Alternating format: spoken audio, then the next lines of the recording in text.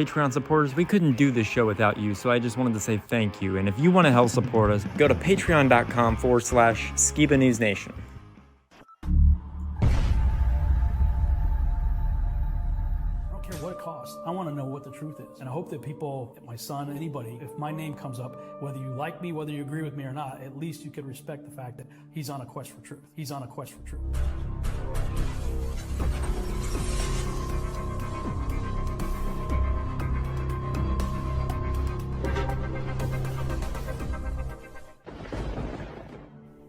Welcome to Skiba News Nation, bringing you unfiltered views, news, interviews, discussions, and more. And now, here's your host, Jeremiah Skiba, award-winning musician and son of Rob Skiba.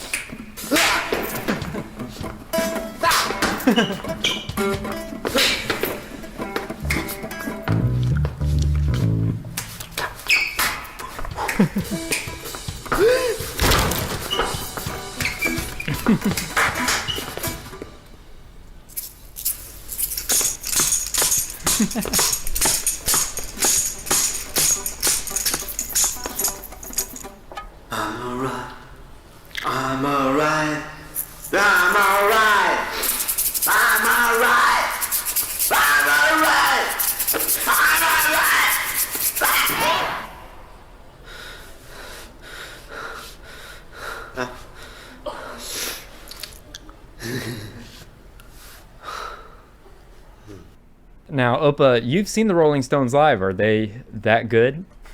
They're great. Anyways, hey Skiba News Nation family, welcome to episode 79 of Skiba News Nation, your weekly source of the latest news, controversial topics, conspiracies, forgotten history, and so much more.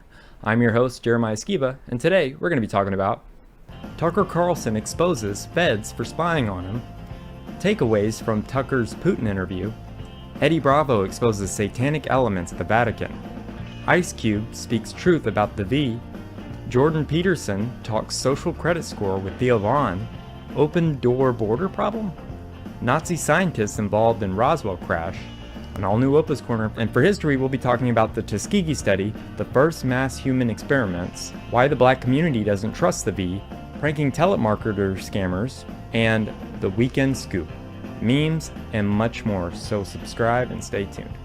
Now as always, I'd like to introduce my great and insightful co-host, Mr. Jake Grant. Welcome, Jake. How are you?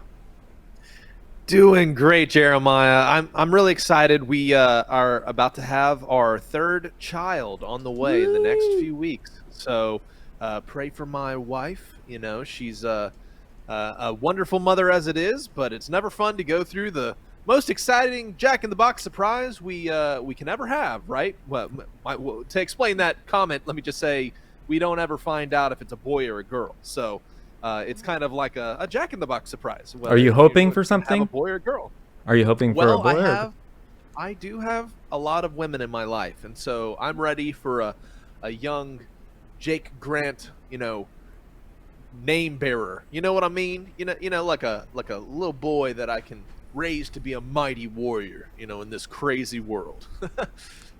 So yeah, I'm excited about that, man. We're really looking forward to meeting our new addition to our family, and also I talked a little bit before we started recording to you guys about it, and I'm super excited to share. It's not ready yet, so this is not available. You can't go to the page yet, but for the past I think since 2019, so almost 5 years, I've had a game in development that I think is going to be one of the most interesting strategy games available, and it's going to be called Da, da, da.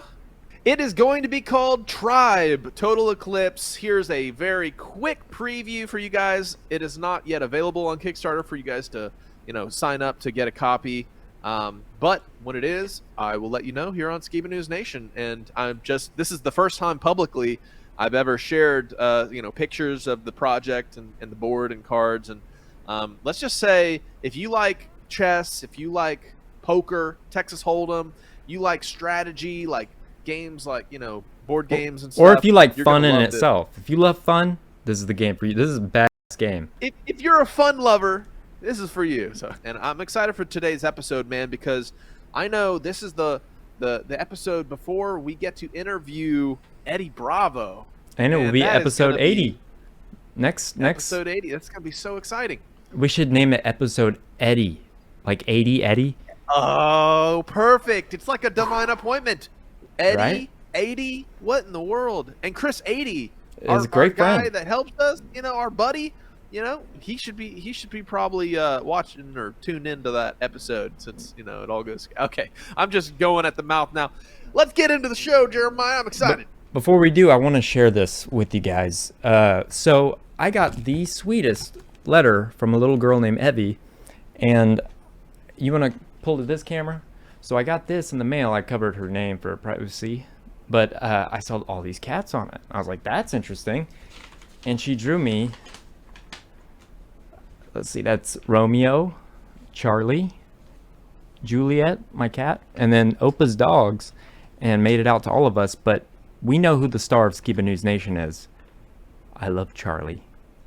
Charlie has more fans than any of us. I know. Charlie, he's look. not even aware. He's sleeping on it. Charlie, look. You are loved. Oh.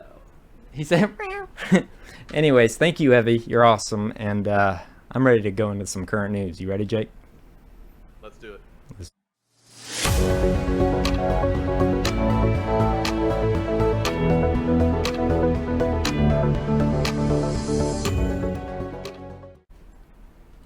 All right, so if you guys didn't catch it, all over the news in recent weeks was Tucker Carlson's visit to Russia, interviewing Vladimir Putin, the president of Russia. And we covered it last week before he released the actual interview. But I wanted to share the clip before he had actually gone on this journey of him exposing the U.S. government, trying to keep him from doing that interview. Check out this clip. NSA broke into my Signal account, which I didn't know they could do. How do you know the NSA broke into your Signal? Because they admitted it. I got a call from somebody in Washington. This person said, you're going to come to Washington anytime soon? Yeah, actually, I'm going to be up in a week. Meet me Sunday morning. So I go, and this person's like, are you planning a trip to go see Putin? And I was like, how would you know that? I haven't told anybody. I mean, anybody. Not my brother, not my wife, nobody. How would you know that? Because NSA pulled your text with this other person you were texting. How did you know? The government was actively trying to silence his journalistic endeavor, but of course they tried to do it again, as he claimed, and eventually it compelled him to go and do the interview. And so some very interesting things were shared by Putin.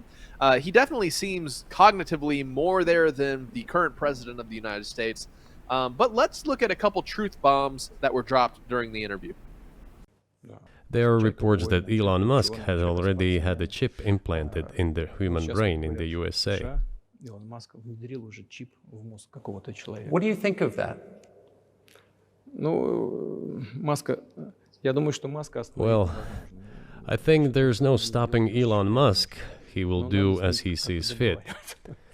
Nevertheless, you need to find some common ground with him, search for ways to persuade him. I think he's a smart person, I truly believe he is. So you need to reach an agreement with him, because this process needs to be formalized and subjected to certain rules. One of our senior United States senators from the state of New York, Chuck Schumer, said yesterday, I believe, that we have to continue to fund the Ukrainian effort, or U.S. soldiers, citizens could wind up fighting there. How do you assess that? Well, if somebody has the desire to send regular troops, that would certainly bring humanity to the brink of very serious global conflict. This is obvious. Do the United States need this? What for? Thousands of miles away from your national territory. Don't you have anything better to do?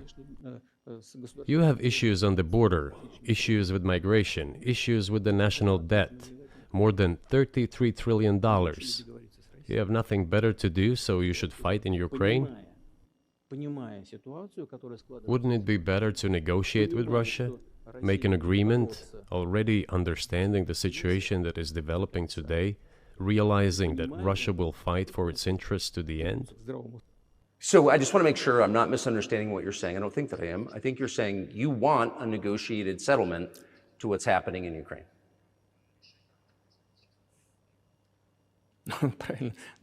Right. And we made it. We prepared a huge document in Istanbul that was initialed by the head of the Ukrainian delegation. He affixed his signature to some of the provisions, not to all of it.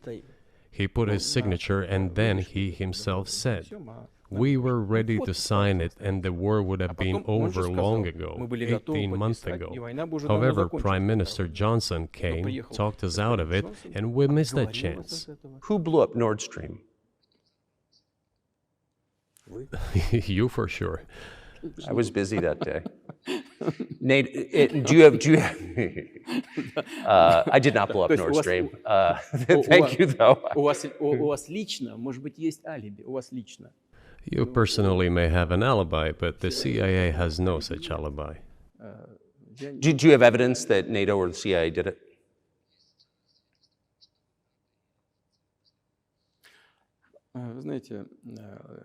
You know, I won't get into details, but people always say in such cases, look for someone who is interested. But in this case, we should not only look for someone who is interested, but also for someone who has capabilities. I just got to ask you one last question, and that's about someone who's very famous in the United States, probably not here, Evan Gershkovich, who's the Wall Street Journal reporter.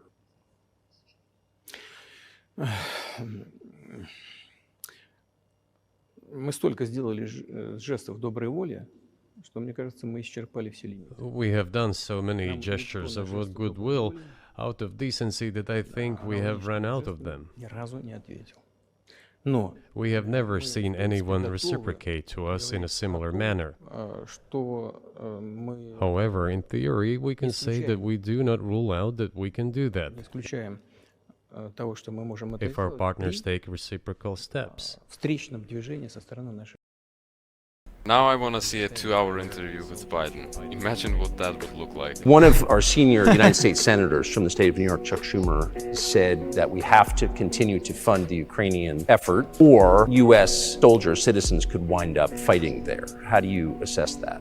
This is a provocation, and a cheap provocation at that. I do not understand why American soldiers should fight in Ukraine, thousands of miles away from your national territory. Don't you have anything better to do? You have issues on the border, issues with migration, issues with the national debt, more than $33 trillion. Wouldn't it be better to negotiate with Russia, make an agreement, start respecting our country and its interests, and look for certain solutions? What must be what?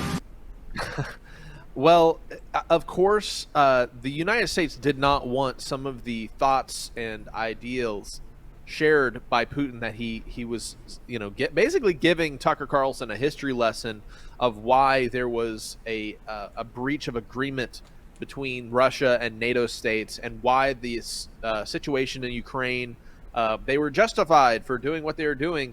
And of course, people who talk about Tucker Carlson from left-leaning media is already painting him as a Russian plant, a person who's going to create Russian sympathizers to, Russia. Our Just like Trump. To go against our pro-blue-yellow agenda, right? And if you guys didn't know, just in, U.S. Senate passes a $95 billion aid package for Ukraine, Israel, and Taiwan without border security provisions, while most Americans are still asleep. Now, when you see things like this, and how Ukraine is being used for just this NWO political war machine, And it really doesn't make sense why the United States is fighting a proxy war there, except when you realize there's a lot of, kind of explicit corruption going on in Ukraine. Check this clip out. It's all tax season, right? And I know as a parent of children, you get to claim your dependents on your taxes.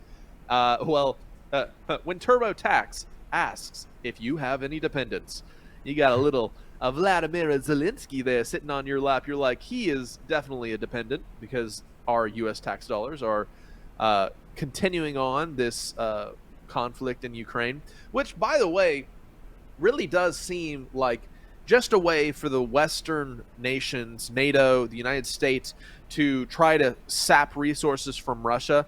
Even though Ukraine is not a NATO state, the whole conflict there is between Ukraine being invited to join NATO, Russia. Putin was like peeved. He was like, yeah, we never got an invite, and so it's not to say that there's not propaganda in the way Putin emphasizes that their position is right in the situation. But whenever you look at the world stage and you see how much Western media wants to squash his voice, keep people from hearing the other side of the perspective, it is a affront to freedom of speech and understanding really what is happening in the world. And of course, when we saw several years ago, 2 years ago in February, when Putin, was it 2022? Oh my gosh, man, time flies. Putin engaged Russia in the conflict with Ukraine in February. And what's interesting, I'm going to share about the timeline of when these wars get kickstarted. When world conflicts are likely to kick off is usually in the early spring, late winter, around February. It's very interesting. I'm going to share this clip.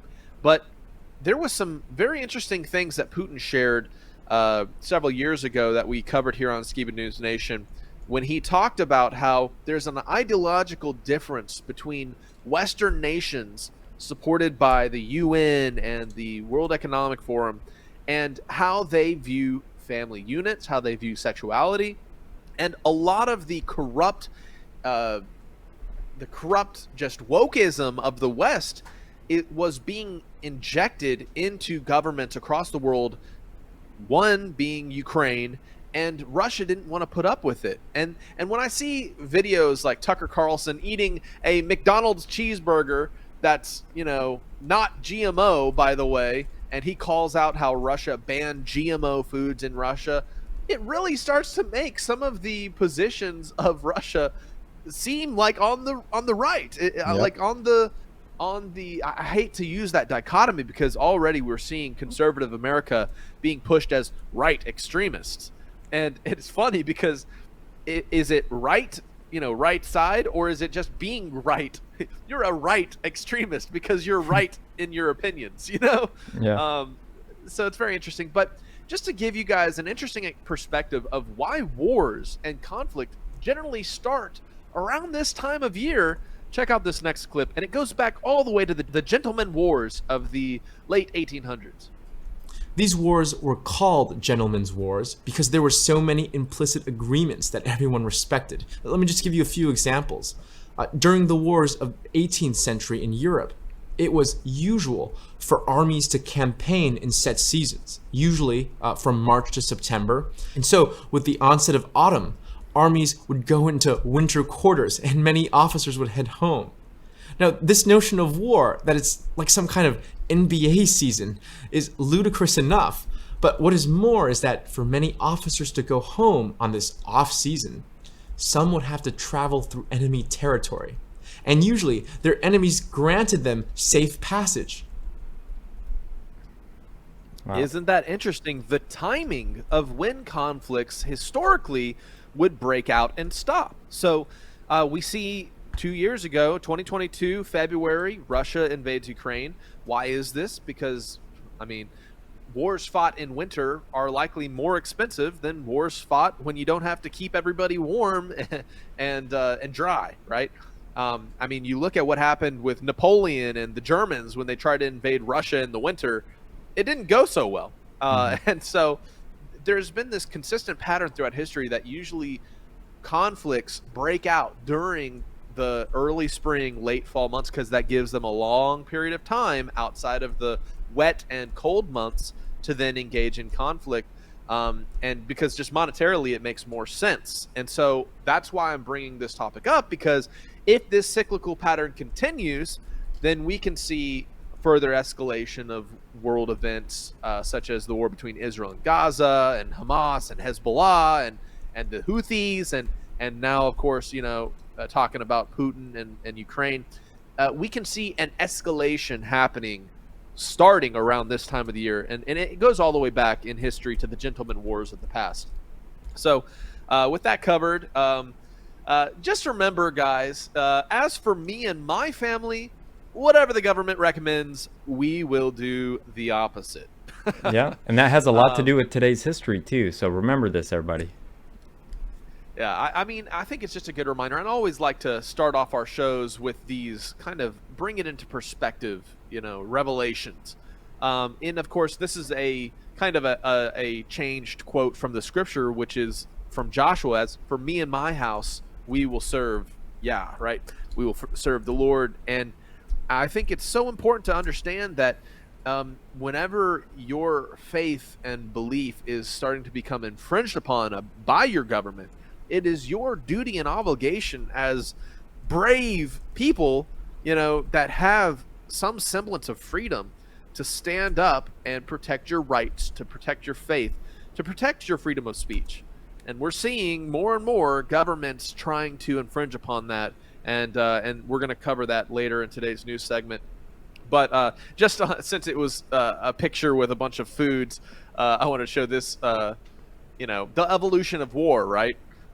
Back in the day, they were fought with rocks, and then, javelins, and then arrows, and then bullets, and then missiles, and then the oh no dirty word that we're not allowed to say on YouTube. Yeah, and money, I would say. And money. And, it's also an information war. We live in a time more than any other where information is used as a weapon. And that's exactly what we heard in the interview with Tucker Carlson and Putin.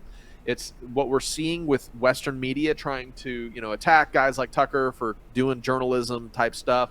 Of course, I wish Tucker had asked some, other questions, but, he made the most of a very probably tense situation for a guy in a country that could, put you in the gulag, right? Yeah. Not only is it an information war, it's a health war, guys. It's a war against our bodies, our temples, right? Me looking at the ingredients in 99% of foods at the grocery store. This is the Grinch going, hate, hate, hate, hate, hate, hate, double hate, loathe entirely. These are all the GMO foods, you got banned in places like Russia, right, where they actually seem to be doing some good things for their people, despite the narrative. Not that there aren't bad things going on, but there are these warring narratives going on across the world. So with that said, because we are going to have a Eddie Bravo interview very soon, Jeremiah, I wanted to share with you and discuss and talk about one of Eddie's most popular clips on the internet, which is his interview with Joe Rogan exposing the Vatican and some interesting things there. So let's watch this and let's freely comment while it plays. Sweet. Dark. How about that journalist who infiltrated the Vatican? You remember that? What? Nobody needs to infiltrate the Vatican. The Vatican is what infiltrates. There's a French journalist who is gay himself who went in to basically interview the priest in the Vatican. Oh, okay. He said, I'm doing an account of the Vatican. Well, he spent a while there, years, right? Yeah, years. And he came out and basically said in this book, he said, there are a lot of gay priests there, and there are a lot of pedophiles, and both are protecting each other because they don't want each other to get exposed. Yeah, so they don't want to out each other. You tell anybody that boys, and I'm going to tell people.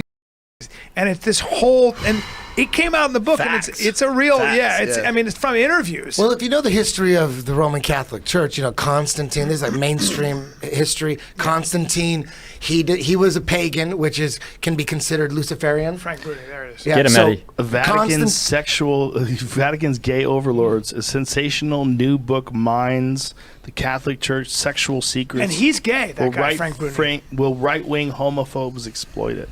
Frank Bruni's gay? Yeah. Yeah, well, for a gay guy, it's got to be a bittersweet thing to know that the gay wizards control everything to do with the Catholic Church, and they even dress like gay wizards. Well, when you look at the history of the Vatican, when you look at the history, Constantine decided to convert to Christianity because the people were leaving. The people were like, so this is mainstream history. Constantine goes, okay, I'm no longer pagan / Luciferian. I'm no longer ancient Babylonian.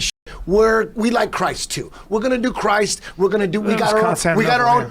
This is mainstream. We're gonna start the Roman Catholic Church. We're gonna have a pope. He talks to Jesus like every day. We're gonna have cardinals. They talk to Jesus like once a week. And then we have the bishops. They talk to Jesus like once a month. And then the priests every now and then. And all of a sudden they created rock stars, dudes with power. The pope has power. He talks to Jesus every day. Cardinals, bishops, priests. Right. So come on back. We got Jesus for you. They made Jesus into like You're some telling soup. us things we already know. No. But what I'm saying is they were never into Jesus. It was never about Jesus. We know that, yeah. When you look at the Vatican, they have a lot of Luciferian shit. Look at the resurrection. Look at the sculpture of the resurrection. Pull that up, the sculpture, and you tell me if that's Jesus. Look up this isn't the Vatican cathedral. Okay. That's supposed to be Jesus right there.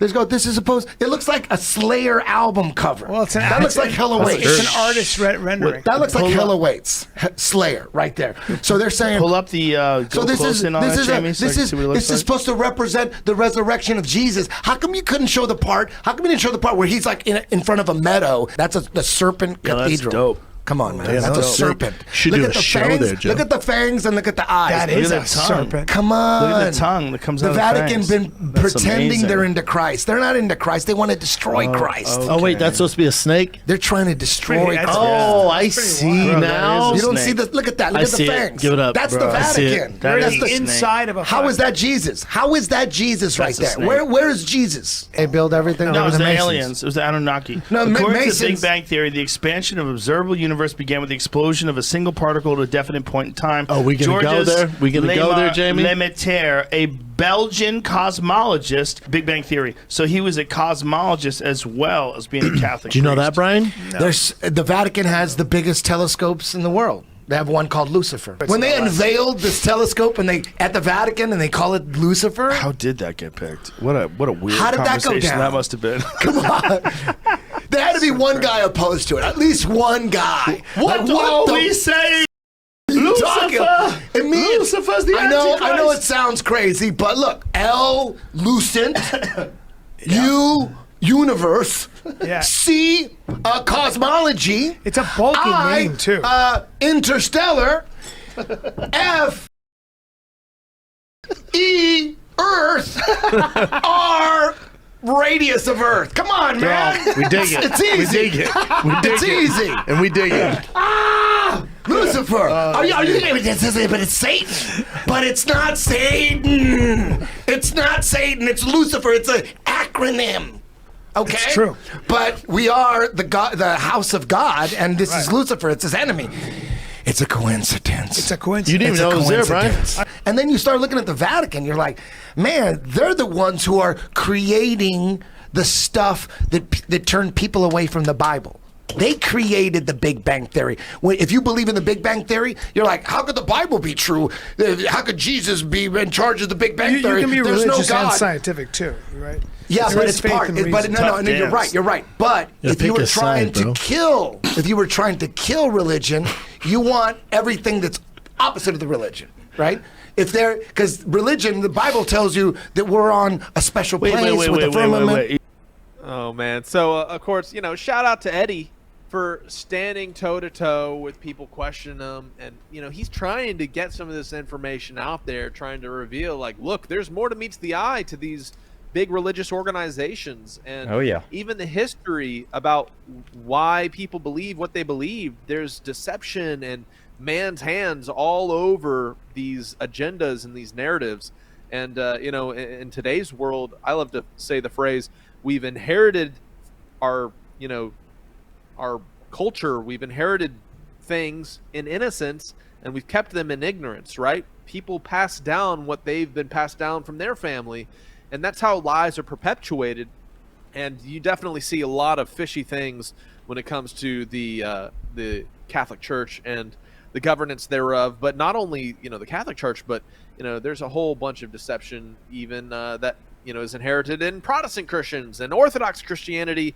You know, there's all kinds of different things that, you know, I just value that he was trying to make a case of the Luciferian agenda, you know, well, behind some of these sculptures. They can get away with it because the Vatican is like its own country. They don't have to abide by the laws in that country. They have their own laws. They have their own jails. They have everything. So they can do whatever they want. They can literally do sacrifices if they want. It's so insane. The Vatican is a scary place. I don't ever want to go there.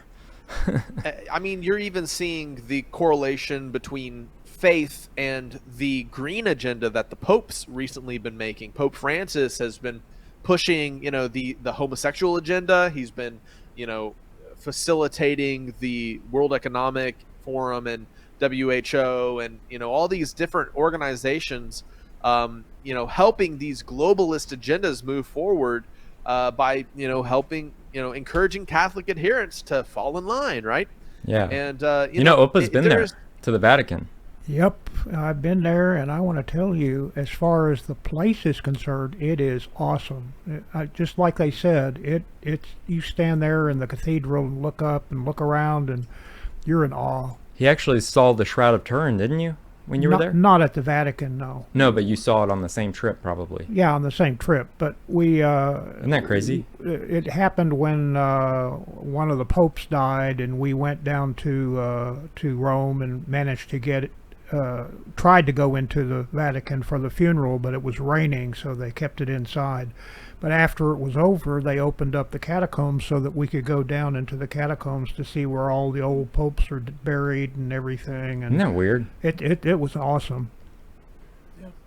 Yeah, I can imagine the architecture, you know, the awe-inspiring nature of some of these buildings. I mean, it has helped them kind of facilitate their position as a world religious leader, right? Because they had centuries and centuries of control over the whole world. I think it's been referred to as, you know, the 1,000 years of church reign.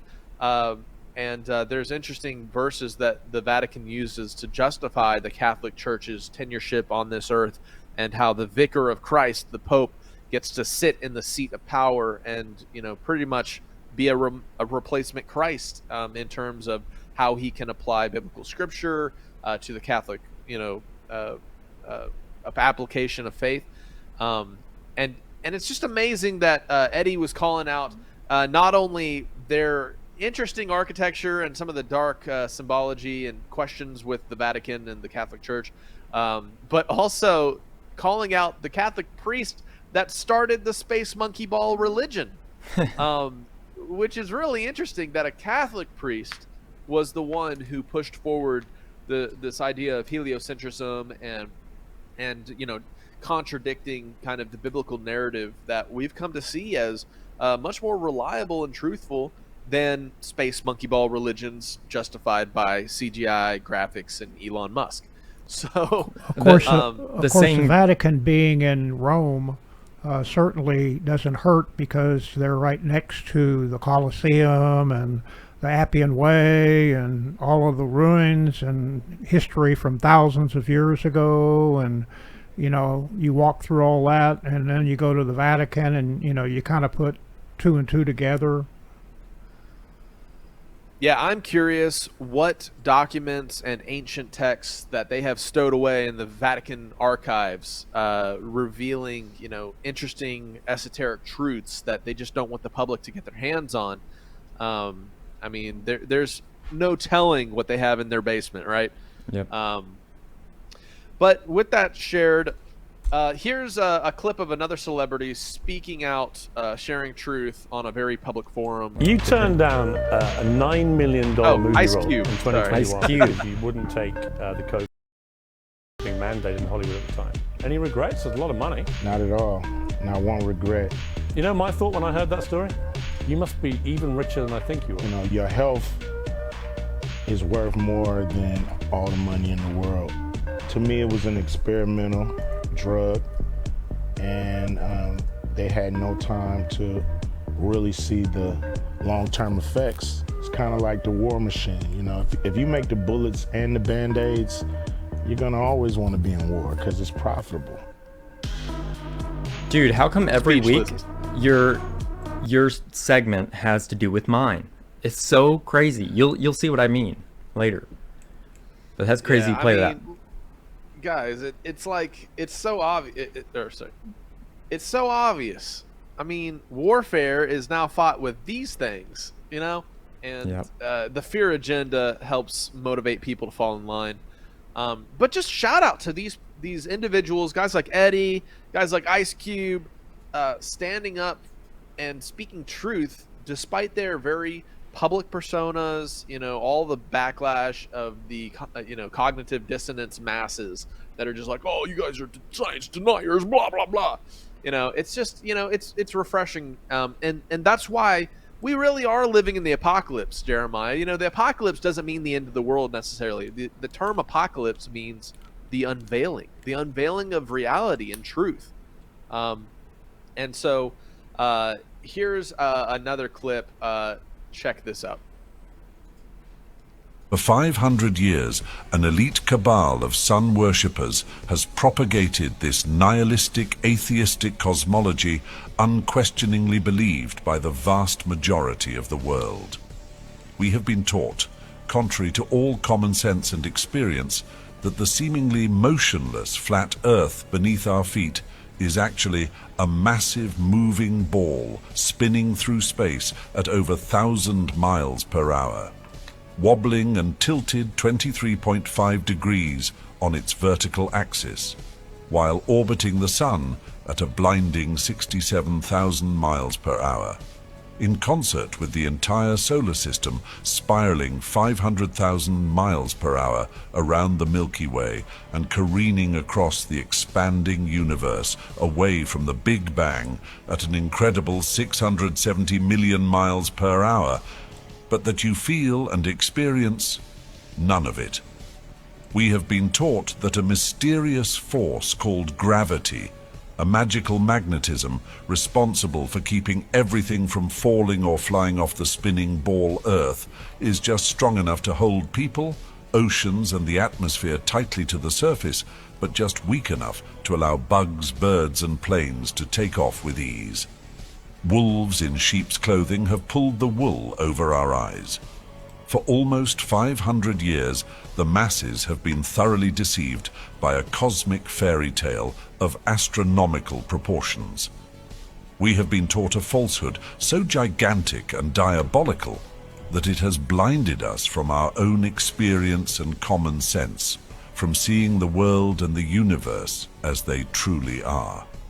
Through pseudo-science books and programs, mass media and public education, universities and government propaganda, the world has been systematically brainwashed, slowly indoctrinated over centuries into the unquestioning belief of the greatest lie of all time.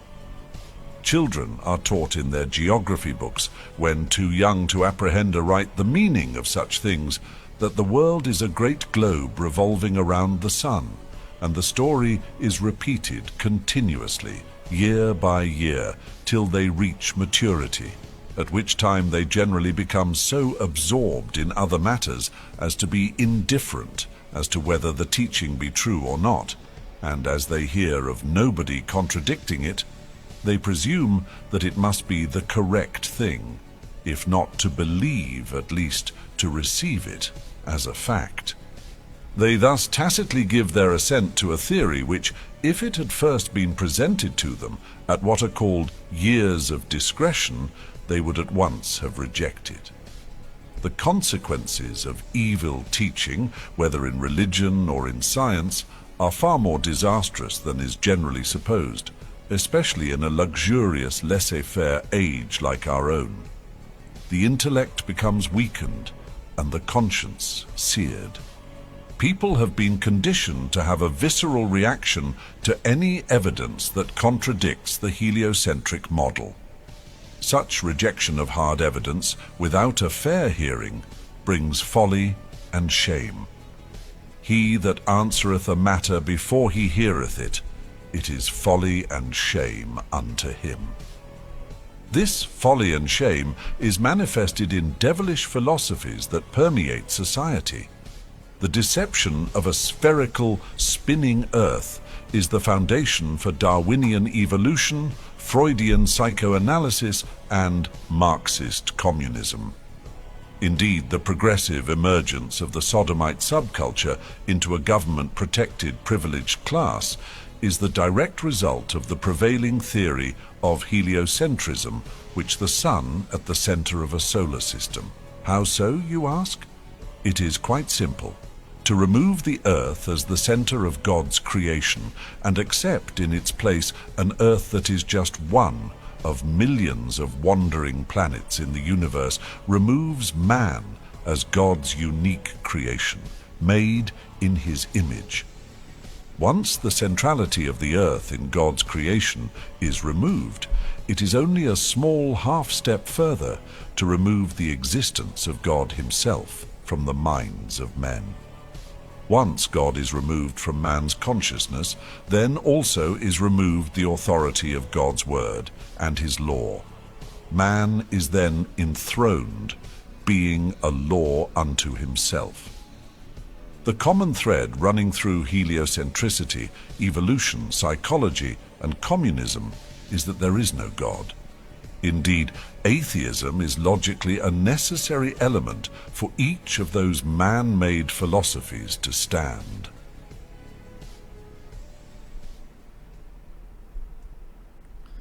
So I thought that was very interesting. The evolution of evolution, right? The application of the space monkey ball religion and how it separates us from our real identity as the center of all creation, right? Yeah. Your dad would do debates with guys like Robert Sunjanist, right? A very strong Catholic, but even he was coming out going, hey, this priest back in the day was wrong about heliocentrism and the Copernican model.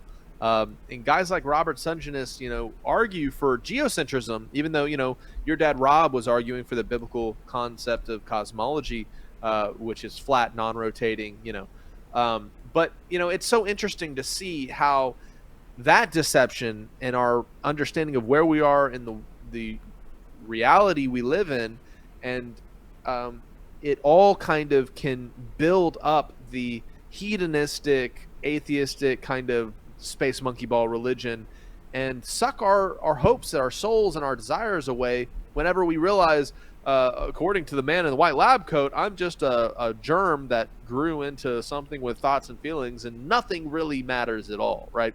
Yep. But the truth is things do matter, and the people that are speaking up and warning that your life is valuable, you don't let the government control you, they're being shut down. And so we see this next clip, which is Jordan Peterson warning about the situation in China. He was talking to Theo, the comedian, and how this is something that is trying to be implemented all across the world with the World Economic Forum, with the WHO, with the UN, and it's a stark warning of how thought police could be at our doorstep. Check this out. This is going to happen here, I think, too, although maybe people will fight it. So in China, for example, if a traffic camera catches you jaywalking in China, the digital ID system has your blood now, has your genetic code. It can identify how you walk. It will convict you of jaywalking and take money out of your bank account with no intermediating judiciary at all, and show a picture of you to the people in the neighborhood so they know that you have jaywalked, and reduce your social credit score. And if your social credit score falls below a certain level, you can't buy drinks from a vending machine. technology. You can't play video games. You can't go on a train. You can't get out of your 15-minute city. They're microchipping welding machines in China now, so you won't be able to use a welding machine without scanning your face. They have lockdown knives in China. Knives are literally chained to the counter. Oh, like at the bank or something, you mean? No, in your house. All that's already in place in China. Do you think that that would be helpful or unhelpful? It would make George Orwell's 1984 look like a picnic. Wow. Wow. Where do you think we would rank on the social credit score system, Jeremiah? Dude, I have no idea. What do you think? I trust your judgment more than I trust my own. With the things we talk about, I mean, every time we say the naughty V word, you know, our score has gone down. So I'm sure we're, you know, well, after history today, in terms of freedom. after today's current news and after today's history, yeah, it's not going to be great for us. Yeah, they're going to be like, Jeremiah, you're no longer allowed to buy kibbles for Charlie. That's you're okay. too dangerous. Your thoughts are too dangerous. It's okay. I'm sure he would eat human meat. Human meat. He's a human eater. Well, he could be. All those Veed people that try to take me out, I just use my my constitutional carry and boom, and I got some cat food. You know. Oh my God. Yeah. Charlie's a savage. Yeah. He does eat tuna though, so he eats human tuna for treats. He's licking my scent off of him. He's like, you dirty mother effer. Oh man. Well, you know, it's interesting the world we live in, and you know, we see that they're definitely trying to use technology, AI, and blockchain to implement this social credit score stuff, and you know, it's good to be aware. This next clip I thought was interesting. Before we show it, I wonder how the tourist industry is doing down in places like Eagle Pass, where we had the Freedom Convoy, everybody all across the country, truckers driving down there to show their support. The tourist industry must be going through the roof, right? They must be like, oh, you know what? If we just, you know, get some freedom rallies in our border town, the industry is going to really start booming. So when I see clips like this, it makes me think of that, and it's a clip of open doors at the border of Mexico and Arizona, and I'm like, I wonder if the people in the nearby town were seeing all this news and activity down in Eagle Pass going, hey, if we go down to the border and open some of those doors, then maybe we'll get a freedom rally, and maybe our industry will start booming. But you know, in all reality, it's actually probably just the feds going and literally opening the gate. Check this video out. So we're down at the border of Mexico and Arizona doing our thing that we usually do, which is looking for snakes. And we're walking along this dirt road, and all of a sudden I see this door that's open. And then I look, and there's Mexico. No lie, man. I'm thinking, that's kind of weird. And we went down this road. Every 200 to 300 yards, we found one of those. We found some cool snakes too, but kind of interesting. What's the point of a wall if the door's wide open? My goodness. It's a good point. It's a good point. Oh, man. Anyways, on to our next clip. Check this out.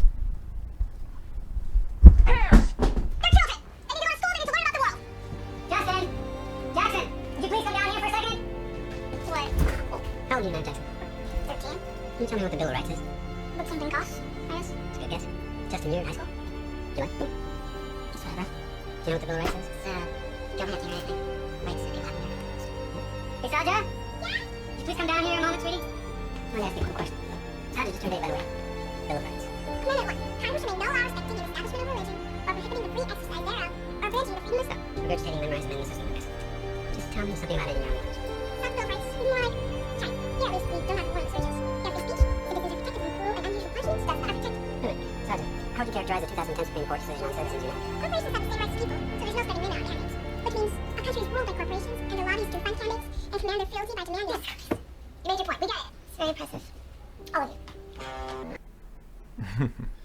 Wow. Yeah, you know, I know there's good teachers in the system that are trying their best to educate the next generation, but it really is a system that has been designed to keep us unaware of how the system we're in actually works and operates. And that's why it's so important for families to impart the wisdom that they see value in to their next generation, and don't put it into the hands of somebody else. So you're wondering why we're losing the culture war, why our children are going bonkers and don't know if they're a boy or a girl, or they're falling into headstrong into left-leaning politics as soon as they get to college. Well, it's because you've taught them to trust and regurgitate exactly what the man has decided. And for the most part, we see the reverberating effects of not teaching our children values and wisdom and truth at home, because we've offloaded it, whether it's because the system we live in has made us too busy. We've been chasing that, green dollar, and our attention has been distracted. But really, it is our responsibility as a public to raise the next generation in a strong, based way, to give them a moral fortitude to navigate difficult decisions, so that they just don't fold up and crumple into a puddle of, feelings, but to give them something that can stand on. And, for my family, of course, we see the biblical scriptures as a foundation for morality and truth. But not only that, but it's given us a passion to look into the world and uncover the truth of many different topics, whether it's diet, government, food, agendas, conspiracies, cosmology, whatever. And so those are the things that are so important to pass on to the next generation. And we're seeing, people, I think that, before they have children, they don't realize the significance of, the Being a culture parent? that you develop. Being a parent, right?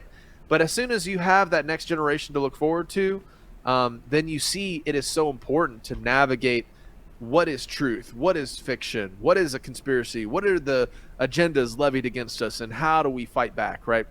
Well, we fight back in some of these little ways. Like, what do you teach your children when they get home? Or in that circumstance, do you keep your children home from the indoctrination camps? Parents should be the biggest teachers of their children. I mean, teachers are there to teach you like math and stuff that you need, not for I feel like people in today's world expect too much out of teachers. They expect them to parent their kids. They expect them to be everything to their kids. And it's like, well, then what do you do? What do you do in the summer? Like, do you not teach your kid anything? Like, Opa always taught me stuff, and my mom always taught me stuff, and my dad always taught me stuff. So I had several teachers in my life.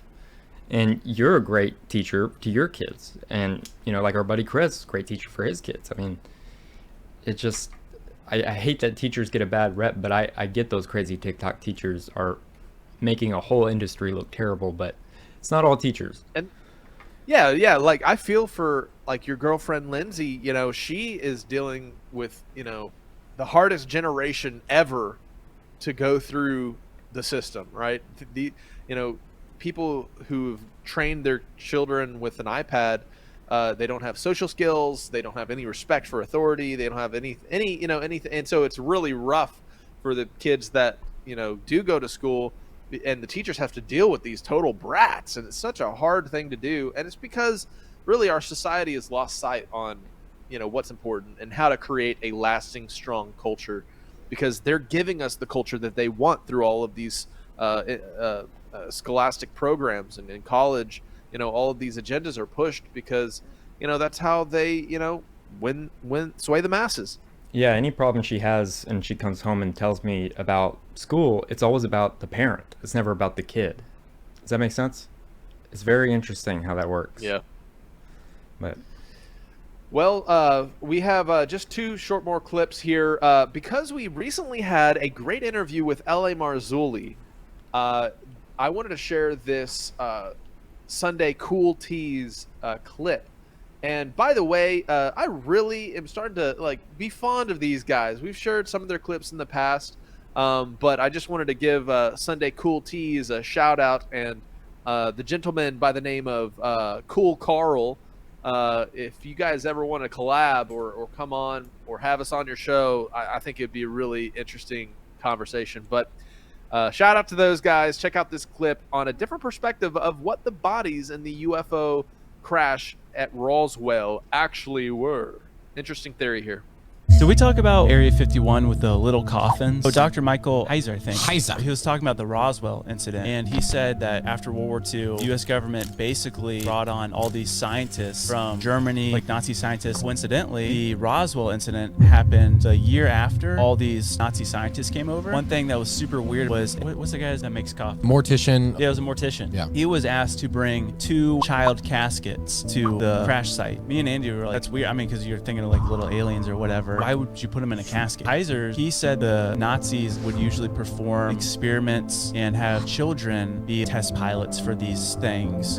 Typically, those kids in like foster care, they're untraceable. And so it would make sense using children in this vehicle, and it crashes and they perish. Then they're like, it's probably aliens. So if the U.S. population knew that they had Nazi scientists in the U.S. working with the U.S. Killing and foster using kids. and using children for experiments, game over. What else did we expect from Nazis? So this is all well recorded. Project Paperclip bringing Nazi scientists over. We already know that there's alleged Nazi UFOs that were sighted in Antarctica and in Europe before the collapse of Nazi Germany, and then we brought all their brightest minds and darkest occultists over to become, our good old rocket Werner. engineers. Werner von Braun. Werner von Braun, but I thought that was a really interesting theory, and I wish I had the opportunity to ask L.A. Marzulli, because his position You will. was that they were. We just scheduled an upcoming episode with them in April, so save that question. Oh, very cool. So very cool. But yeah, I mean, wouldn't that make a lot of sense, Jeremiah, if it turned out that the alien bodies were actually just children that Nazis were using to fly their crazy contraptions around? Yeah, I mean that would make sense. Very interesting. Yeah, me and Lindsay went to Roswell, and they had so many different stories, but all the stories were consistent about the bodies, and they were like short, But I don't understand the 4-finger thing. Have you heard that? They all had 4 fingers. No, I'm not familiar. Yeah, it's very strange, but it really depends on who you ask in Roswell, because they're all trying to make a buck. That's what it is. It's That's Disneyland for alien people. But yeah, man.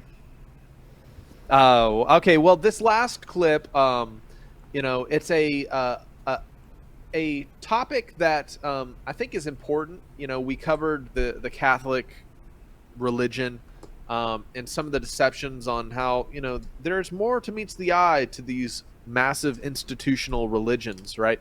And one of the deceptions that is most prevalent in at least the Christian community, or rather, it's an inaccuracy in understanding how name transliteration occurs, is the topic of the name of Jesus, Jesus.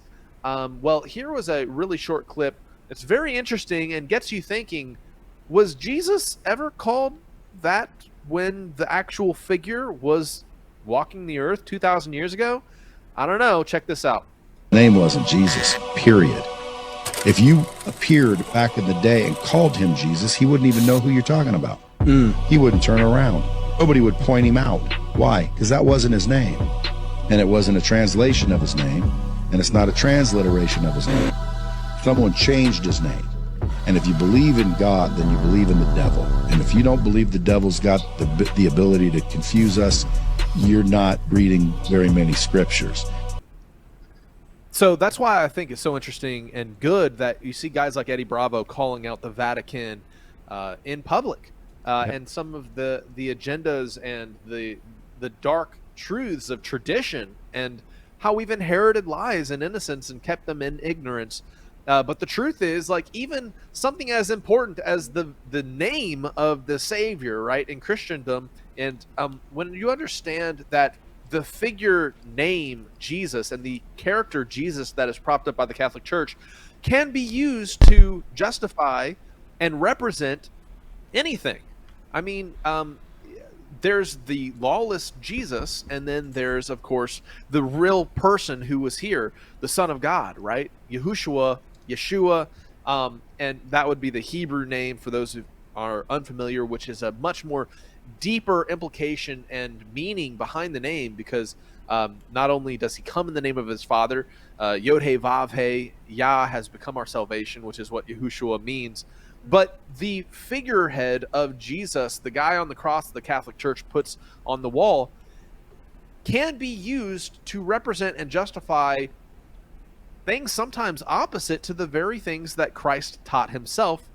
And so that's part of the deception of religion, the deception of tradition and doctrine that is so important to see through, because to the point where, people today, in modern Christendom and English, we don't know that his name, he was never called by the name of Jesus. And, and just doing a little scholarly research on transliteration, you can realize that, but it goes deeper than that. It's who does the Jesus of our culture represent?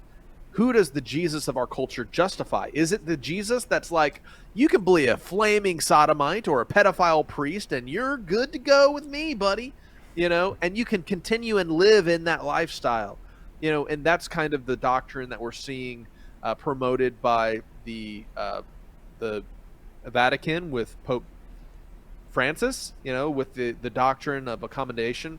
But you also have many other things like dispensationalism and big words that you guys might not be familiar with, but things you should look into if you're interested in investigating and exploring a deeper understanding of the biblical faith, right? So I know I went on a little tangent there, but it ties into what Eddie Bravo was sharing in his segment. And it's something that, we saw the Vatican influenced the world, because they, in a lot of ways, were the controlling interest all across the world for many years. The arm of the Jesuits, who Eddie Bravo actually said were the ones running that telescope, the Jesuits were formed specifically as a militaristic arm of the Catholic Church to go and put people to the stake and burn people that they disagreed with, right? Yep. And so we have to understand that we're coming out of centuries and centuries where the Catholic Church was the controlling interest of information, political power, religious thought, and for people to question and go against the things that the Catholic priests were teaching, or they were put to death. And so to live in an age where people can freely talk about some of these big questions is really wonderful. And once again, welcome to the apocalypse. That's all for this week, Jeremiah. Thanks for listening. Thanks, Jake, for another great current news. And I came up with a slogan for Skiba News Nation, and it just came to me like a couple weeks ago. Stay awake, not woke. Isn't that cool? And that's what we do. We stay awake. We're not woke. Anyways, thank you for another great current news as always. And now for a quick promo of the Skiba Family Book Bundle. So check this out. We are proud to announce the Skiba Family Book Bundle, where you will receive a signed copy of Rob Skiba's best-selling book, Babylon Rising, a signed copy of Sheila Skiba's best-selling expose, The Protocol That Kills, and a signed copy of Jeremiah Skiba's book, Never Got to Say Goodbye. There's only a limited number left, so make sure you click the link in the description below. Also, Testing the Globe is back, and it's back on Amazon, and I'll leave the links down in the description. And you know what? It's about that time for an all-new Opa's Corner. Take it away, Opa. Mein Hut, der hat 3 Ecken. 3 Ecken hat mein Hut. Und hat nicht 3 Ecken, dann ist es nicht mein Hut. Well, well, well, time for another OPA'S Corner. So let's get started. A young boy enters a barber shop, and the barber whispers to his customer, "This is the dumbest kid in the world. Watch while I prove it to you." The barber puts a dollar bill in one hand and 2 quarters in the other, then calls the boy over and asks, "Which one do you want, son?" The boy takes the quarters and leaves. "What did I tell you? That kid never learns." Later, when the customer leaves, he sees the same young boy coming out of the ice cream parlor. "Hey, son, may I ask you a question?" Why did you take the quarters instead of the dollar bill? The boy licked his cone and replied, Because the day I take the dollar, the game is over. Putin is held hostage by a terrorist. A Russian truck driver stops at the back of a long queue on the motorway. He sees a policeman walking down the line of stopped cars to briefly talk to the drivers. As the policeman approaches the truck, the driver rolls down his window and asks, "What's going on?" A terrorist is holding Putin hostage in a car. He's demanding 10 million rubles, or he'll douse Putin in petrol and set him on fire. So we're asking drivers for donations. Oh, okay. How much do people donate on average? Oh, about a gallon. An MIT linguistics professor was lecturing his class the other day. In English, a double negative forms a positive. However, in some languages, such as Russian, a double negative remains a negative. But there isn't a single language, not one, in which a double positive can express a negative. A voice from the back of the room says, Yeah, right. Two crows were in a field when they noticed a figure that looked like a man in the distance. See that over there? What's that? Says the first crow. The second crow takes a long look. That's a scarecrow. Looks authentic, doesn't it? How can you tell it's a scarecrow and not a person? Look at its hand. No cell phone. Yeah. A boy reads a restaurant sign that advertises fat-free French fries. Sounds great, said the health-conscious boy. He ordered some, and he watched as the cook pulled a basket of fries from the fryer. The potatoes were dripping with oil when the cook put them into the container. Wait a minute. Those don't look fat-free. Oh, sure they are, the cook said. We charge only for the potatoes. A businessman went into the office and found an inexperienced handyman painting the walls. The handyman was wearing 2 heavy parkas on a hot summer's day. Thinking this was a little strange, the businessman asked the handyman why he was wearing the parkas on such a hot day.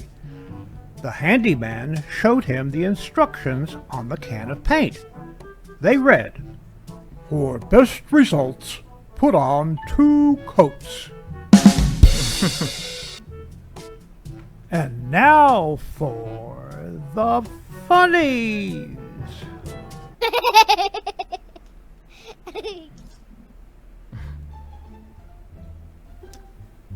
Get ready. I think everyone is about to rush the stage. The doorbells.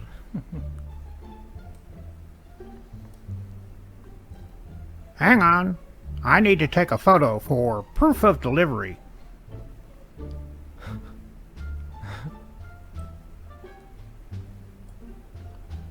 Have you seen my dog? It's a good-looking dog, but there's no reason to show off.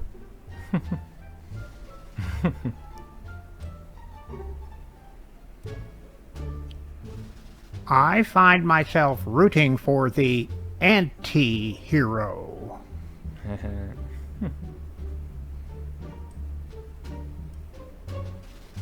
Beware of sign.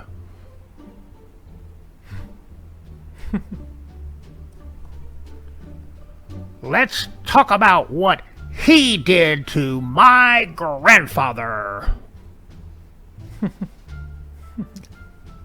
Noah makes a blunder that would resonate for all of eternity. Wait! The ticks! We got to go back for the ticks!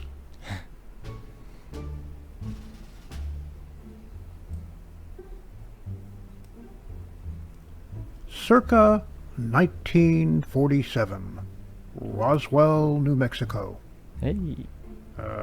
Sir, you're not gonna believe this.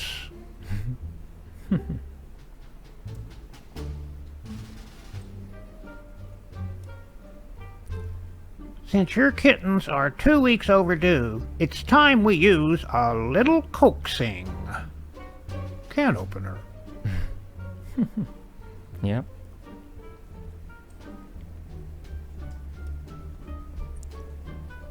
I want to live forever. Poof. Twinkies. Yeah, they do live forever.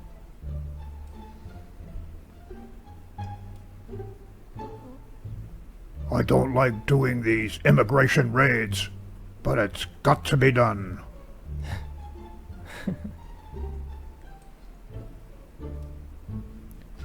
Brother O'Leary discovers a loophole in his vow of silence. I find the term mutt offensive. I prefer the term hybrid. Poor thing. Opposite day. You're home! You're home! That's true.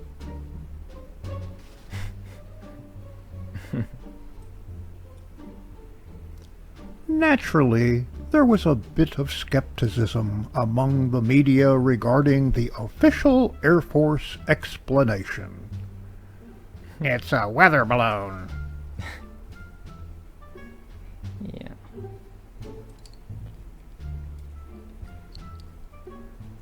It was much easier to eat homework when it was on paper.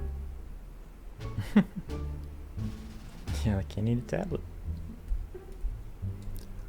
Oh, you had your caricature done.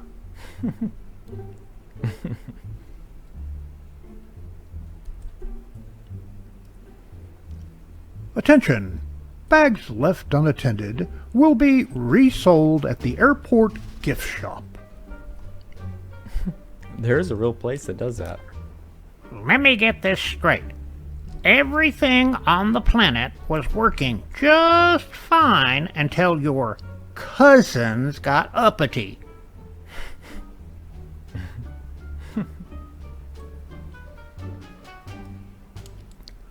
Now raise your legs, engage your core, and visualize tripping your human.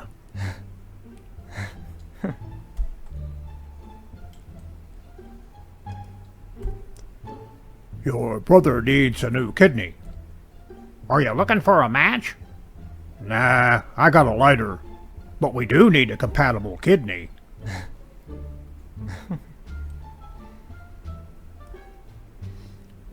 City Center. Exit 1/2 mile. Oh man, I've been away too long.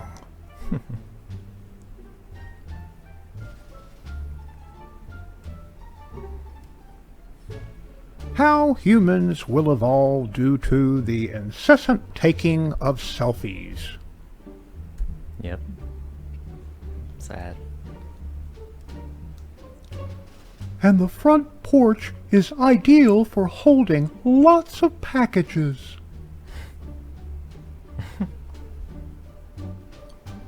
Aria 51.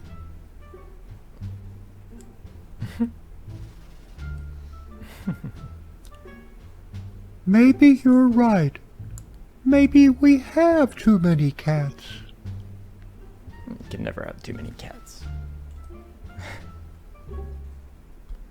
Did you order the smash burger?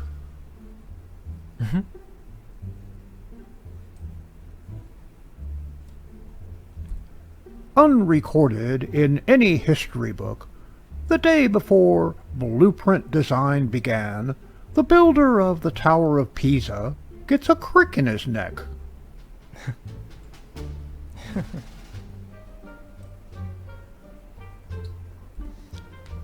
This is where it all began, Joey. The grandfather of TikTok.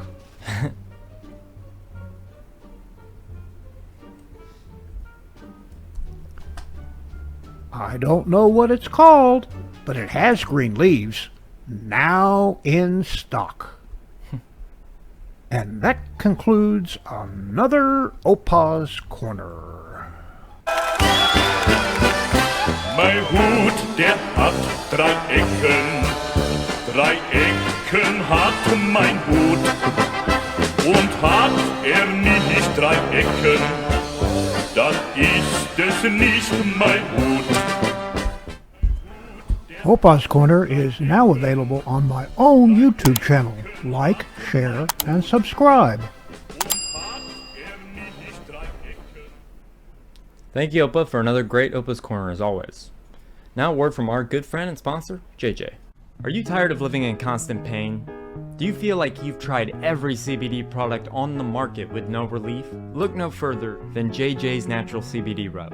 When I was diagnosed with degenerative disc disease, this was the only product that completely took my pain away. Working with JJ has been a dream come true, and his products have completely changed my life. Don't just take my word for it. Visit JJ's website, jjcbdrub.com, and read hundreds of testimonials from people whose lives have been changed by all of JJ's amazing products. And now, as a Skiba News Nation exclusive, you can get $50 off a 3-pack special of JJ's Natural CBD Rub by texting CBD to 920-382-7720. Don't suffer in silence any longer. Take control of your pain today with JJ's Natural CBD Rub. Again, text CBD to 920-382-7720 for an exclusive discount and start feeling the relief you deserve. The links are in the description below. Now, JJ has more than just CBD rub. He's got like these amazing bath bombs, but he has so much stuff. So text him and get yourself some of JJ's CBD rub and other products. So it's time for some history.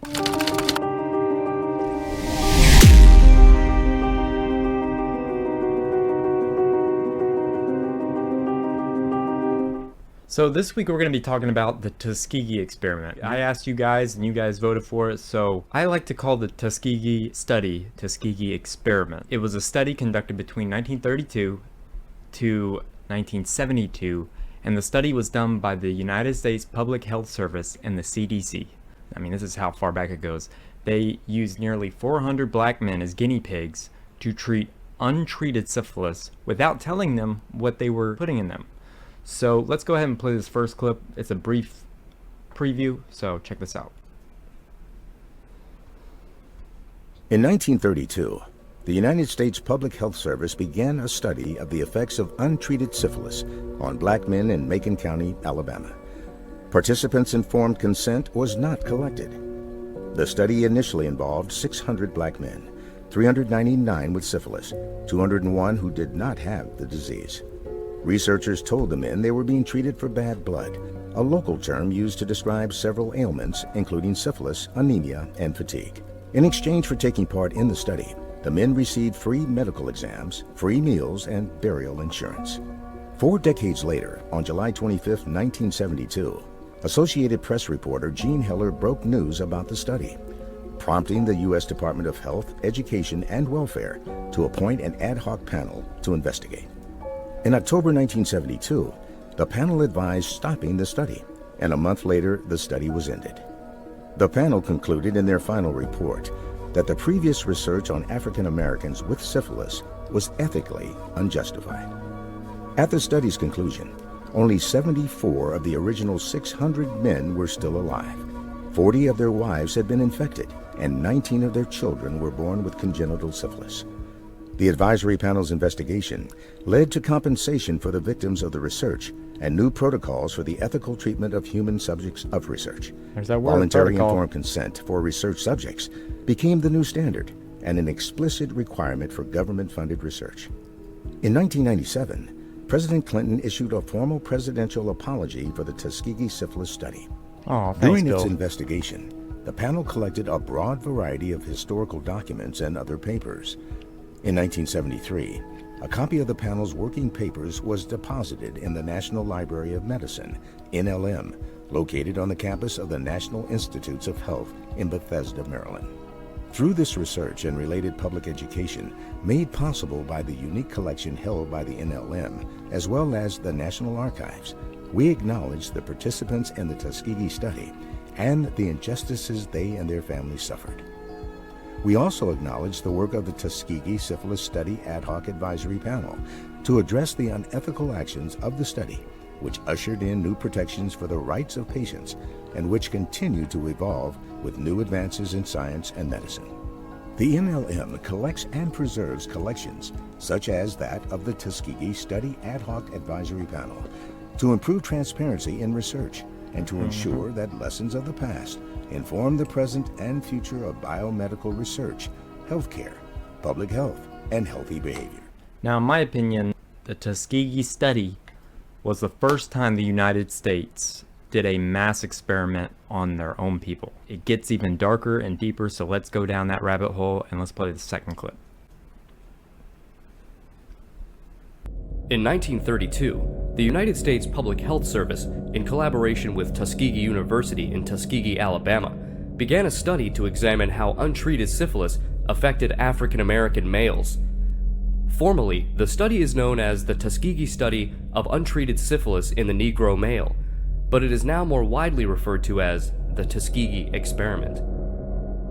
600 African American men were recruited into the experiment. 399 who had syphilis, and 201 control participants who did not. From the onset, the purpose of the study was kept secret. Lured into participation with the promise of free healthcare, free meals, and burial insurance, they were told only that they would be treated for bad blood, a colloquial term that's used as a general reference to a number of potential medical ailments such as anemia, fatigue, and syphilis. The men who were enlisted were mostly sharecroppers coming from desperately poor backgrounds in Macon County, Alabama, many of whom had never even had the opportunity to visit a doctor. The promise of free healthcare and free meals to these impoverished individuals was an irresistible proposition. These participants had no way of knowing that the entire premise was based on a lie. The medical professionals in this experiment had no interest in curing them of the so-called bad blood. Instead, they wanted to track the course of their deadly disease without any substantial medical intervention. Deceitful tactics were used to trick participants into coming in for painful medical procedures. In letters sent out by Macon County Health Department, participants were urged to come in for their last chance at receiving free, special medical treatment. That free treatment was in fact an incredibly painful diagnostic lumbar puncture that did nothing to help the victim. When the study began, there was no cure for syphilis. Even with the most effective remedies of the time, the disease would be expected to run its course, along the way causing many severe symptoms and ultimately leading to death. What makes the study especially horrendous is the fact that by 1943, penicillin was known to be an outright cure for syphilis and was becoming widely available. Not only did the experimenters refuse to treat participants with penicillin, they actively worked to ensure that participants remained ignorant of the cure, instead continuing to treat with placebos and other ineffective methods. The premise of the study was supposedly to prove how the disease affected black men differently than white men. The organizers hypothesized that white men were more likely to suffer from neurosyphilis, which is when syphilis progresses into the brain and causes neurological symptoms, and that black men were more likely to suffer cardiovascular issues from syphilis, which produces symptoms relating to the heart. This infamous experiment was inspired by the 1928 Oslo study of untreated syphilis, which collected and pieced together information on hundreds of white men who had untreated syphilis. It's important to understand the critical differences between these two studies. The study in Oslo, Norway was a retrospective study that took information that already existed in patient histories to determine the effects of untreated syphilis. The controllers of the Tuskegee experiment actively watched as men suffered from the disease over time, lied to them about the purpose of the experiment, and most egregiously, denied them a cure once it became available. The Oslo study did not require men to go through such torture. The justification for denying medical treatment and continuing the experiment was rooted deeply in racism. Sadly, it is a reality that the United States has a long history of bias and discrimination against African Americans, which was prevalent well into the civil rights era, and frankly, its remnants still persist. To defend the continuance of the study, Taliaferro Clark, who was head of the U.S. Public Health Service, was quoted as saying, "The rather low intelligence of the Negro population, depressed economic conditions, and the common promiscuous sex relations not only contribute to the spread of syphilis, but the prevailing indifference with regards to treatment." Take a moment to really think about the depth of hypocrisy that sentence conveys. He insists that African American men were not interested in receiving treatment for a serious disease. However, the Tuskegee experiment was able to successfully manipulate African American men into enlisting specifically by leveraging the promise of free healthcare. If African Americans really didn't care about medical treatment, it's hard to imagine this tactic would have worked to draw in so many. Taliaferro's quote is clearly inconsistent with reality. Instead, it demonstrated a shameful contempt and lack of respect and empathy for the black population. It's hard to imagine, but what started out to be a 6-month-long experiment continued for an astonishing 40 years until 1972. There's no way to know how long it would have persisted if it wasn't for Peter Buxton. Buxton was a venereal disease investigator for the U.S. Public Health Service who eventually learned about the Tuskegee experiment through colleagues. Years later, he would relive that discovery by saying, "I didn't want to believe it. This was the Public Health Service. We didn't do things like that."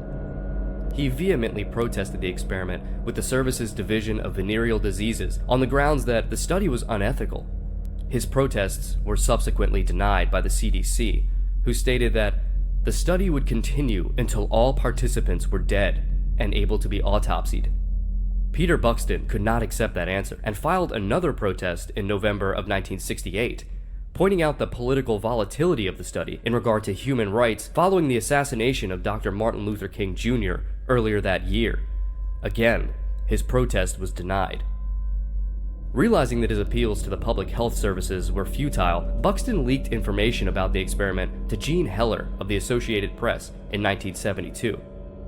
The secret experiment was quickly exposed, making it to the front page of the New York Times on July 26, 1972, with the headline, "Syphilis Victims in U.S. Study Went Untreated for 40 Years." The study was quickly shut down, despite the claims of the Tuskegee researchers that the experiment would provide knowledge to benefit mankind. The study is said to be the longest non-therapeutic experiment on human beings in medical history. It was scientifically and medically irrelevant, and amounted to nothing more than 40 years of deceit and torture. At the study's conclusion, 28 men died directly from syphilis, and an additional 100 from complications of the disease. 40 spouses contracted syphilis from their untreated partners, and 19 children were born with congenital syphilis. As a result of the study, the National Research Act was signed into law in 1974, which created the National Commission for the Protection of Human Subjects of Biomedical and Behavioral Research. Also in 1974, regulations were passed that included provisions for requiring informed consent for study participants. It's important to note that the implications of untreated syphilis are ongoing. The disease is curable, but many of the symptoms and long-term effects are not reversible. Severe, permanent symptoms include brain damage, central nervous system collapse, blindness, deafness, heart disease, and bone deterioration. The lives of those involved in the experiment, including the wives and children, were irrevocably altered as a result of this heinous experiment. Now, you may be asking yourself, what does this have to do with today? Like, what is he talking about in that last clip? What group of people were the biggest population that did not want to do the last mass experiment? was the black community. I don't blame them. I mean, in fact, I admire them for saying no, because they learned from the Tuskegee study that, hey, what they're telling us is not true. If they're telling us this, they're probably doing this. So I'll show you in this next clip what I mean when it comes to Tuskegee and this last mass experiment. So check this out.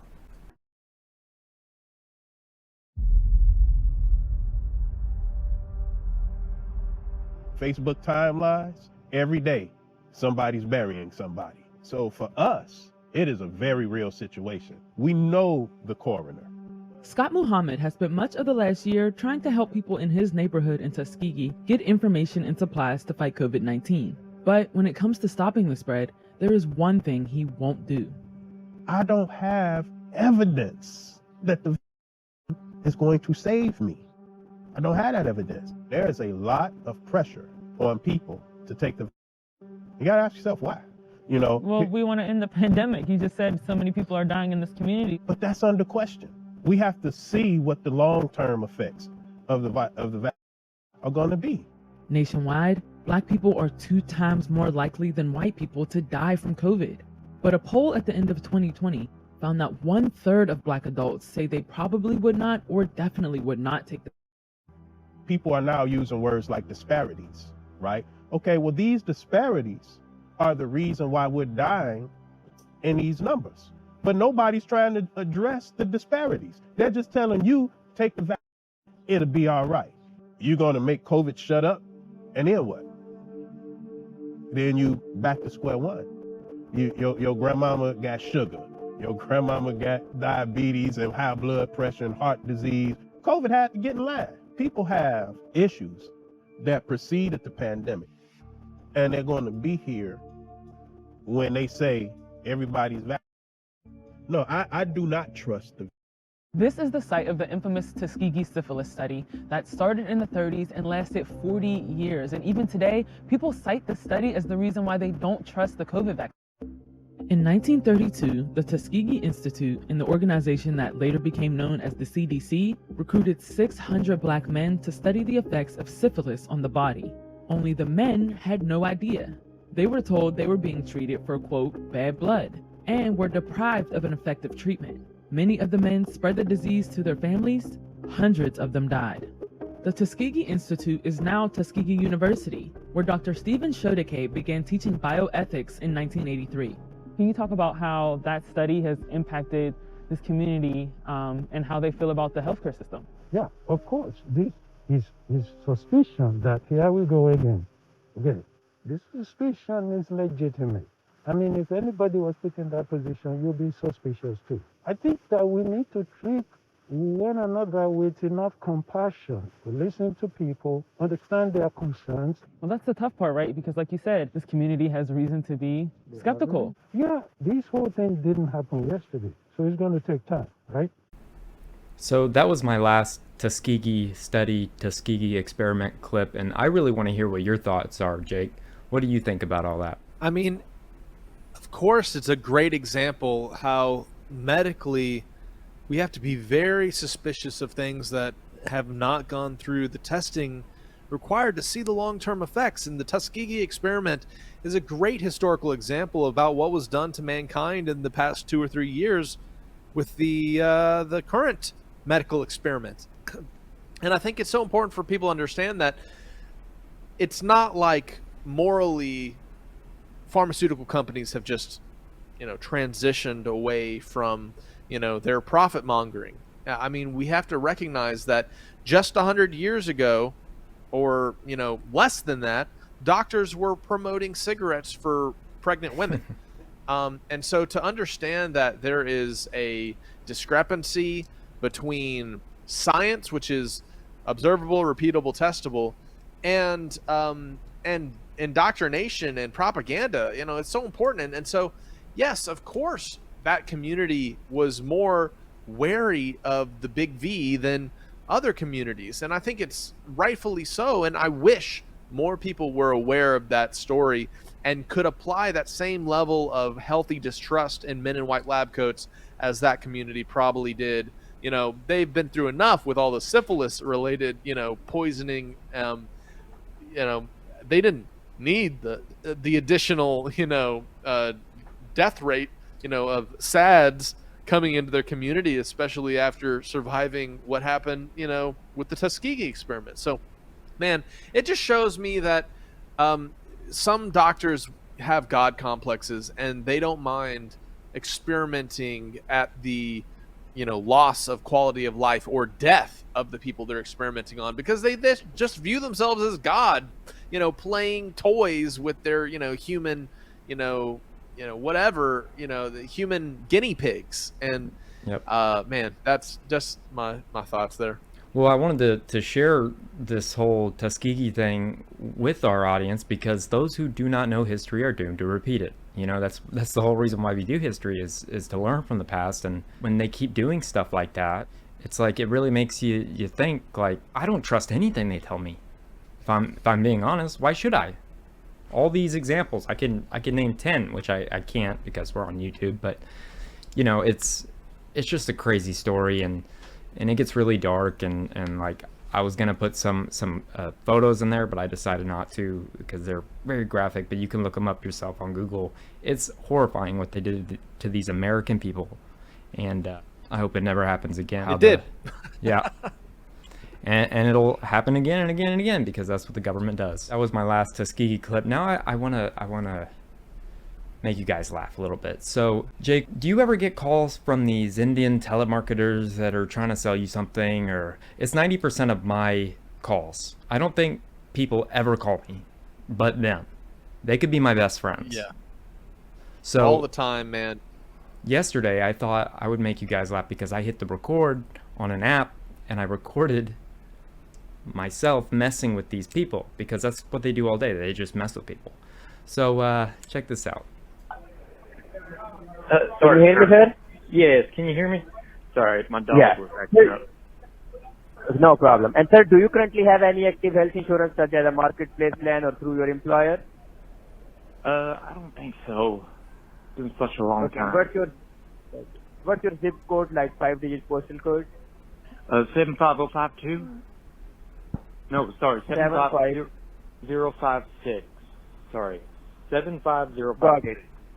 Okay. Got it. And what's your first and last name? Sorry, didn't ask your name. My first and last name? Yeah. Okay, is Benjamin, but people call me Ben. And then Dover. Dover? What's your last name? Dover. Dover. Okay. Got it. Yeah. So that's you can all call the me Ben information Dover. for my. Okay, no problem. Yeah, that's all the information for my side. Now I will connect your call with my senior supervisor on the floor who will provide you further information, okay? I just need your 1 minute, okay, sir? Okay, will you tell him to call me Ben, please? Yeah, call me Ben. Okay, no problem. Okay, bend over. Thank you. Just stay on a line. I really appreciate your time and patience. Just stay on a line, okay? All right, thank you so much. I did all the animation. I'm on hold now currently. Yeah, just stay on a line. How was the weather going so? Excuse me? Yeah, I said how was the weather in your area? How's what in my area? I'm sorry. I got another phone going off. I'm sorry, what was that? Sorry. Hello? Hello? Yes, sir. Thank you so much for holding on. My name is Daniel Cooper. I'm the senior supervisor on the floor. How are you doing today? I'm doing all right. How are you doing? I'm fine, sir. Thank you so much for asking me. Also, you have talked with my associate and you told him that you are 60 years of age and you don't have any health insurance, right? Yes, that's correct. Okay. And you're residing in the state of Texas with a zip code of 75056? Yes. Perfect, sir. And sir, how do you spell your first and your last name? Well, I told him it's Ben, B-E-N, like Benjamin, Yeah. but it's Ben. That's my legal name. And then my last name is D-O-V-E-R. Benjamin Dover, right? Bendover, right? Yes, bend over. Bendover. Okay. So, what's your first name? Like it's Ben or Bend? It's Ben, but you know that's how I have to explain to people because my name I was always made fun of as a kid because it's a taunting thing. But my biological name is Ben. And your full name is Bend Over, right? Yes, sir. Okay, thank you so much. Hello? Hello? Bend over going,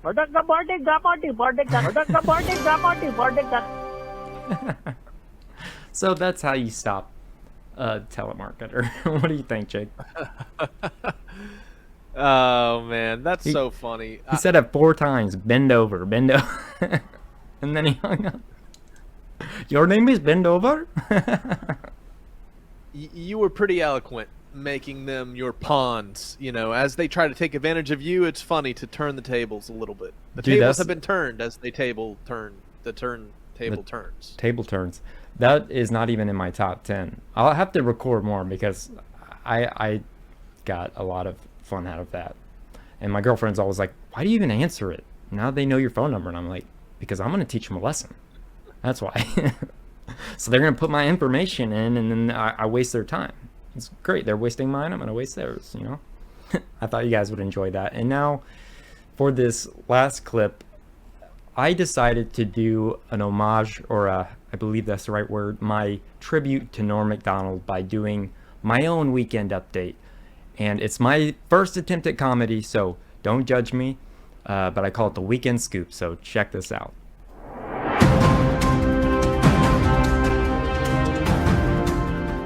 Ladies and gentlemen, the weekend is here, which means it's time for some laughs and a reality check. Get ready, because we're about to dive deep into the absurdity of woke culture. And hey, if you're easily offended, well, you're probably in the wrong place. So alright, let's get started. I saw a trailer of Disney's latest woke movie, Snow White and the Inclusive Dwarfs. Yep, they added a diverse group of woke dwarves with names like privilege, microaggression, and safe space. But don't worry, they're keeping sneezy, because who doesn't love a good trigger warning? Disney, the magical kingdom that brought you talking animals, now brings us Woketopia, where even the mermaids refuse to sing because it promotes unrealistic body expectations. I heard they're planning to replace the classic game of tag in schools. Apparently, tag is now deemed aggressive and non-inclusive, so they're suggesting a new game called Politely Chasing Each Other while maintaining social distancing. Boy, oh boy, what a thrill that will be. Here's a head scratcher for you. They're now saying that clapping and cheering at public events might be triggering for some folks, so instead of applause, they're encouraging people to use spirit fingers and jazz hands.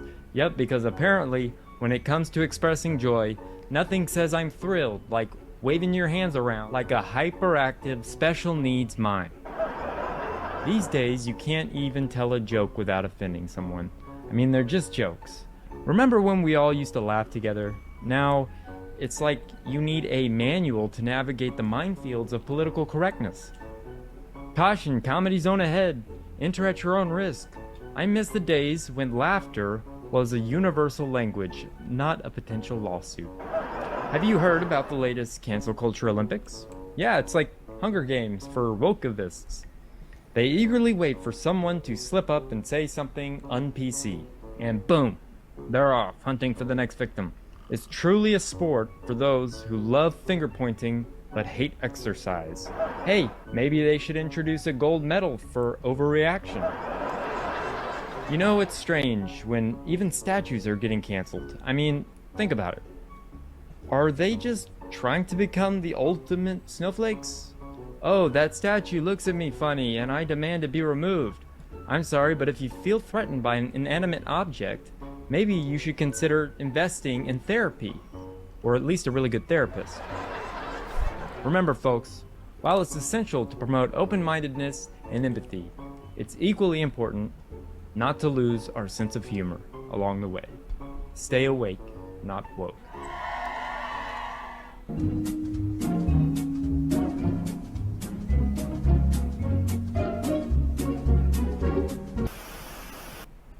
So that's all I got for history. I hope you guys kind of enjoy my comedy, my autistic comedy. But I put it on Patreon and I asked them, hey, should I play this? And they were like, yeah. Anyways, I hope you guys enjoyed, and that concludes my history segment. Now, you got some memes for me, Jake? Yeah, that was great, man. I got a couple good ones. You laughed? Yes. Yes. Sweet. Thanks, man. Yeah, and if you guys like it, I'll do another one. If not, leave me a nasty comment in the comment section. All right, meet me up, Jake. I know you're a little younger than I am. I've adopted the attitude of the great Negro Leagues, went on to become Negro.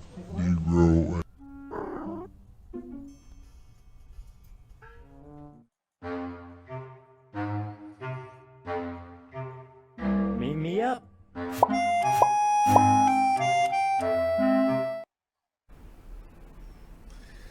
Okay, so I got some funny ones, some good ones from OPA this week, some cool vehicles, and you know, just good old meme culture memes. I upgraded the ship to run on herbs. We are now capable of time travel. Haha. Sorry, everybody. Here's some snowmen waiting to take a leak. Whoever did that is so wrong. What if somebody had to go? There was a snowman in there. Yep. They'll stand in line behind the other snowmen.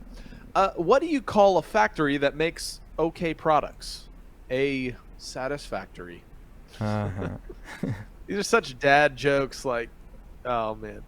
All right, low flying planes. Watch out. That's true. Oh, this is how to tell someone politely that they're stupid. Wisdom has been chasing you, but you have always been faster. Sounds like I gotta a Yoda use that quote. sometime. Yeah. Yeah, it does. Hiro. All right, here's a GPS from back in the day. They did not imagine that we could use phones, of course. So I guess this is, you know, those, you know, the little That's the first Pimp My Ride. things. Yeah. Yeah, the first Pimp My Ride. Yeah, instead of Viewmaster. a Viewmaster. Yeah, the Viewmasters, where it's like got the little sliding pictures. Man, I honestly wish I owned one of these. Like, it's so retro and cool. I would use it to get around. It's pretty awesome. Until the roads that you're driving on doesn't exist. Oh yeah. They're all tearing up based roads on out here. historical maps. Then you gotta buy. Then you gotta buy a new one. Yeah, you got to buy a new map. And back in the day, everybody with a AAA membership would just get those, you know, road map, you know, packages or whatever. You could get around the country. Yeah. Oh man. So I asked Hillary to be my Valentine. She left me hanging. I have a very dark sense of humor. Those are great. Yeah, those Epstein years where everybody was making those like gotcha Epstein didn't kill himself memes. What an amazing time to be alive. Yeah, let's bring that back. Here's a future archaeological find. Oh, I get it. Just the grave of your latest influencer and you know, OnlyFans star. Gross. Kim Kardashian. Yeah.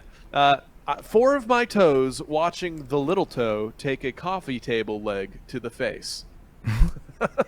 Ooh. The Rolling Stones right there, bro. Yep. Oh, it's so funny that you had the, you know, that clip at the beginning. All right, so standardized person. The sun is 94.01 million miles from Earth. Me. How did you measure that? I always wondered that as a kid. How do we know these measurements? You know, it's a good point.